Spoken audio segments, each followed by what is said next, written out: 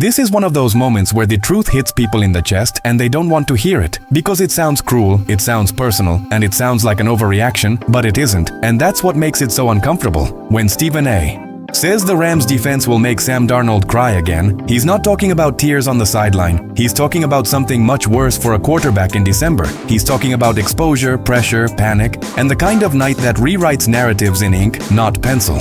People hear that headline and think it's hot take theater, but what's scary is how much of it is rooted in exactly what we've already seen. Not once, not in a vacuum, but in a pattern that keeps resurfacing right when the stakes rise. This isn't about disrespecting Sam Darnold as a human being or pretending he has no talent, because even the people criticizing him have gone out of their way to say they like him, they root for him, they understand the mess he came from early in his career. This is about the cold reality of Week 16, a short week, a divisional matchup, a Rams team on a roll, and a quarterback who, the last time he saw this defense, turned the football over 4 times and still couldn't escape the shadow of the questions that have followed him for years. That's the part fans don't want to talk about.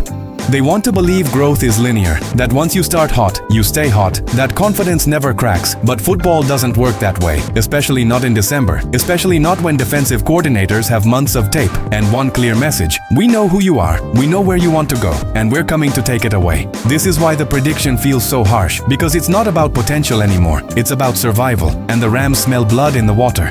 What set this whole conversation on fire is the contrast, and it's impossible to ignore once it's laid out. On one side, you have Matthew Stafford playing the kind of football that forces people to recalibrate their memory of the last quarter century. 37 touchdowns, 5 interceptions, numbers that don't just look good on a graphic but put him in a club that almost nobody gets into. Only Lamar Jackson last year and Aaron Rodgers in 2020 have finished a season with 40 touchdowns and 5 or fewer picks, and Stafford is sitting right there with 3 games left, 8 straight games with multiple passing touchdowns, the longest streak of his career, the longest streak in Rams history, and a 7-1 run that includes wins over teams that might all be playing in January. Against the blitz, which is supposed to be how you rattle quarterbacks, he's been untouchable. 23 touchdowns, 0 interceptions, the most touchdowns against the blitz in a single season in the last 20 years, and he's done it without flinching. Then you flip the screen and look at Sam Darnold since Week 11, since the last time he played the Rams, and everything tightens.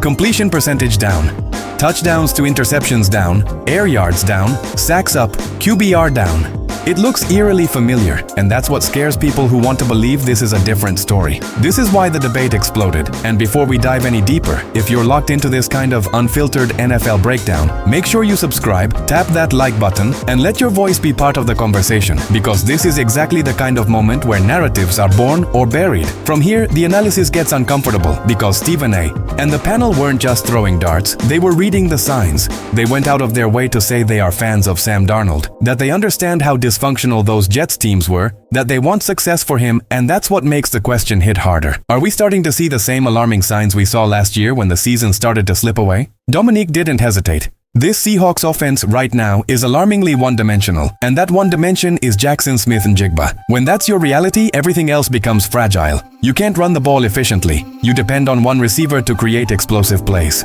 When he has drops, like he did last week, suddenly you're settling for field goals and barely scraping by teams you should be putting away. That's not a Super Bowl offense, no matter how good your defense is. And that's the trap.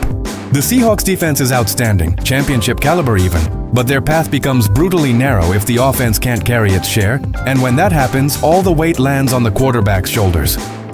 What's really happening, and this is where the Rams come back into focus, is that defenses are adjusting. They understand what this Seahawks offense is, and more importantly, what it is not. They know Seattle doesn't really run the ball, not efficiently, not in a way that scares anyone. They know they can say, go ahead, try it, and when it doesn't work, now it's on Sam Darnold to elevate everything around him. That was never the original plan. He wasn't brought in to be the guy who has to carry a predictable offense against playoff-level defenses in December. Meanwhile, the Rams are the exact opposite. That's why everyone is riding them. They can beat you in multiple ways. Stafford can carve you up. Their running backs can hurt you. They can adapt. Seattle right now has a singular formula, and as was said flat out, that is not how you win in the playoffs. When you rewind the tape of the last Rams-Seahawks matchup, the details get uglier. 1 for 4 in the red zone, third down struggles, a run game that can't average 4 yards per carry. That's not complementary football, and when you don't have that, the quarterback becomes the lightning rod. Defenses say, we're taking away JSN. Show us something else. Until Rashid shows he can consistently be a true number 2, everything tightens. Yes, there were spurts. Yes, they manufactured a win against Indianapolis, but manufacturing wins is not the same as imposing your will. And against the Rams, that difference matters. Even the voices urging caution admit the offense has become predictable. And predictability is death against a defense that already proved it can force you into mistakes. Then there's the part nobody wants to say out loud, the numbers that feed the narrative. Divisional games, interceptions, 4 picks last week, 4 turnovers the last time he played the Rams, tying a career high. These moments don't exist in a vacuum. They stack. And that's where the conversation shifted from scheme to story. Every quarterback carries a narrative, fair or not. When the pressure point of the season arrives, can you rise? The story isn't written yet, but as was perfectly said, Sam Darnold is the one holding the pen. This game is the bar. This is the moment. This is the opportunity to rewrite what people think they know about you. The comparison to Kirk Cousins wasn't accidental. For years it was prime time, playoffs, can't win when it matters, until one night in New Orleans when he did, and suddenly the narrative cracked. Not vanished forever, but cracked. That's what this is for Darnold.